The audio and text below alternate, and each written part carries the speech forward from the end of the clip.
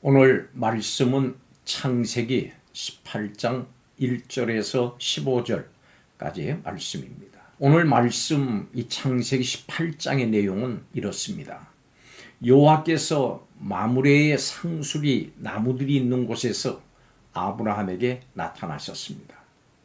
아브라함은 자신의 집 근처에 세 사람이 서 있는 것을 봤습니다. 그 중에 한 분은 하나님이셨고 둘은 후에 소돔과 고모라에 들어간 천사들이었습니다. 이것은 히브리서 1장 1절에 기록된 것처럼 옛적의 여러 부분과 여러 모양으로 우리 조상들에게 말씀하신 하나님께서 인간의 모습으로 나타나신 것이었고 또 모든 날 마지막에는 예수 그리스도로 이 땅에 하나님께서 나타나신 것입니다. 아브라함은 이들을 보고 바로 달려갔고 구약의 가르침대로 이 나그네들을 정성을 다해서 영접했습니다. 또한 아브라함은 그들을 자신의 주로 부르면서 땅을 향해서 자신의 몸을 굽혀서 경배했습니다. 아브라함은 그들에게 자신을 떠나 지나가지 말라고 청한 후에 발을 씻고 나무 아래에서 쉴 것을 권했습니다. 그리고 먹을 것을 준비할 것이니 그것을 먹은 후에 지나갈 것을 청했습니다. 그러자 그들은 그렇게 하겠다고 응답합니다. 그들은 급하게 잘 차려진 음식을 먹은 후에 사라가 아브라함에게 아들을 낳아줄 것이라는 약속의 말씀을 줍니다. 아브라함과 사라가 너무 나이 많이 들었고 사라의 생리가 끊어졌다고 하는 언급은 이 일이 자연적인 방식으로는 불가능하다고 하는 것을 말해줍니다. 그래서 이 말을 들은 사라는 속으로 웃었고 자신의 노쇠함과 아브라함의 늙었음을 강조합니다. 그때 여호와께서 사라가 아들을 낳을 것이라고 단언하십니다. 사라는 두려워서 자신이 웃은 사실을 부인합니다. 여기서 강조하는 것은 사라가 아들을 낳을 것에 대한 단언입니다. 17장에서 이미 아브라함에게 이 약속이 이루어질 것이라고 단언하셨던 여호와께서 이 18장에서는 사라가 듣고 있는 상황에서 그 약속이 반드시 이루어질 것을 단언하십니다. 아브라함과 사라는 자연적인 방식으로 이 일이 불가능하다고 하는 것을 잘 알고 있었습니다. 하나님께서는 자신이 그 일을 이루실 수 있는 분임을 강조하면서 아이가 태어날 시기까지 알려주셨습니다.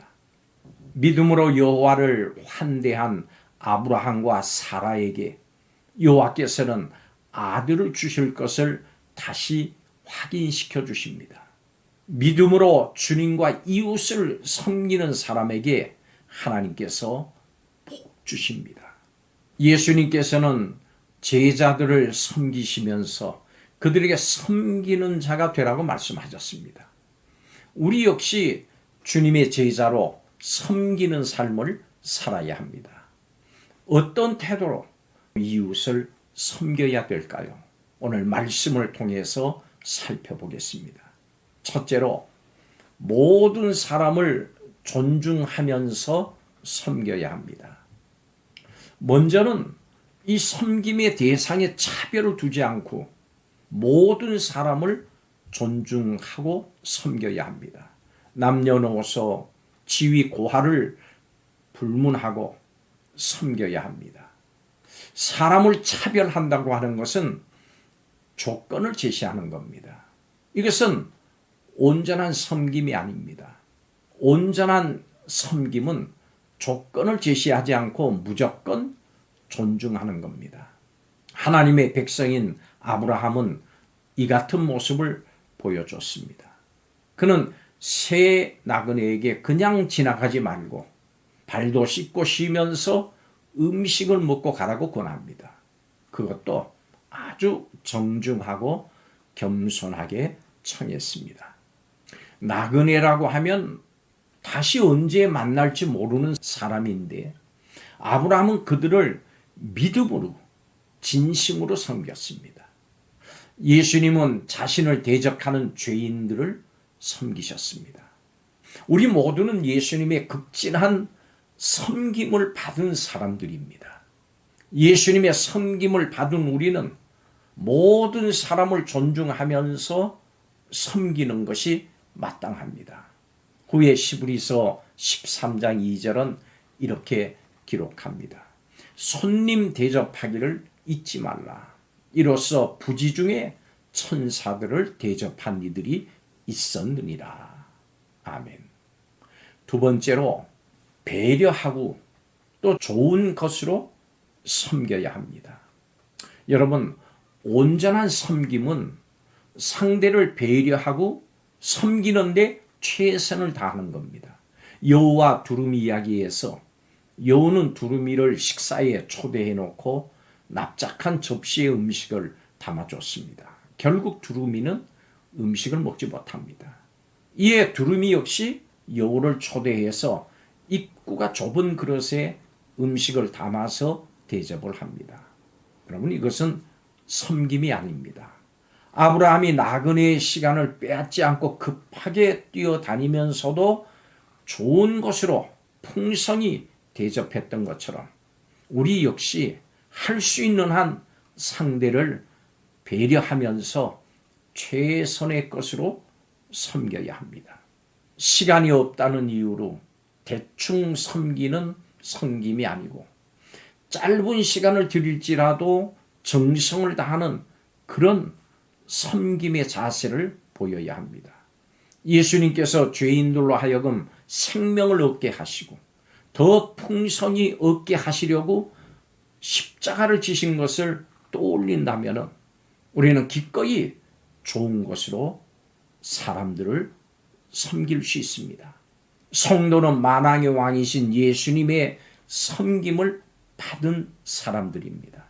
모든 자를 존중하고 배려하면서 최선을 다해서 섬기는 것이 마땅하고 주님께서 오시는 날까지 이 일을 결코 멈춰서는 안 됩니다.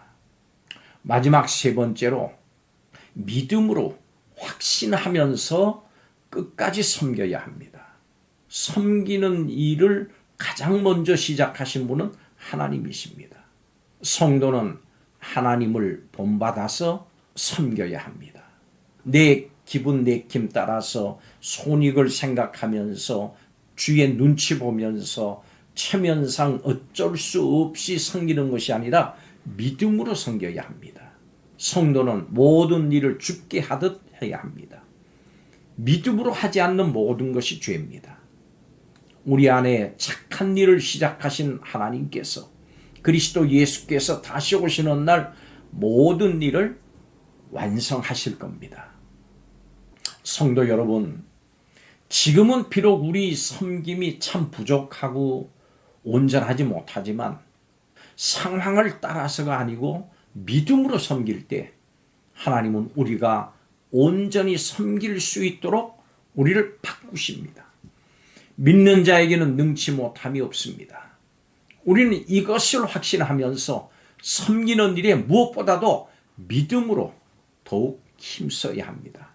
하나님은 아기를 가질 수 없는 아브라함과 사라에게 아들을 약속하시면서 그 일이 반드시 이루어질 것이라고 말씀하셨습니다. 우린 이 말씀을 믿음으로 힘을 얻고 약속이 성취될 날을 바라보면서 끝까지 힘써서 섬겨야 합니다. 성도는 이미 만왕의 왕이신 예수님의 섬김을 받은 사람들입니다. 모든 사람을 존중하고 배려하면서 최선을 다해서 섬기는 것이 마땅합니다. 무엇보다 이 일을 환경이나 기분에 따라서가 아니고 믿음으로 행해야 됩니다. 그리고 이 일을 주님께서 다시 오시는 그날까지 멈춰서는 안 됩니다. 성도 여러분, 섬기는 일을 포기하지 마십시오. 섬기다가 지치지 마십시오. 낙심치 않으면 거둘 날이 반드시 있습니다. 이 시간 다시 한번 섬기는 일을 계속하겠다고 다짐하는 복된 성도들이 되시기를 바랍니다. 기도하겠습니다. 하나님의 백성답게 하나님의 말씀을 믿음으로 이웃을 섬기는 일에 최선을 다하게 하여 주옵소서. 이 땅에 오셔서 우리에게 섬김의 본을 보여주시고 너희도 섬기는 자가 되라고 명하심을 받은 우리가 좋은 것으로 풍성하게 이웃을 섬기게 하여 주옵소서. 믿음으로 하나님께서 완성하실 그날을 바라보면서 멈추지 않고 포기하지 않고 끝까지 섬기는 성도가 되겠다고 다짐하는 성도들에게 이 시간 복 내려 주옵소서. 예수님의 이름으로 축복하며 기도하옵나이다. 아멘.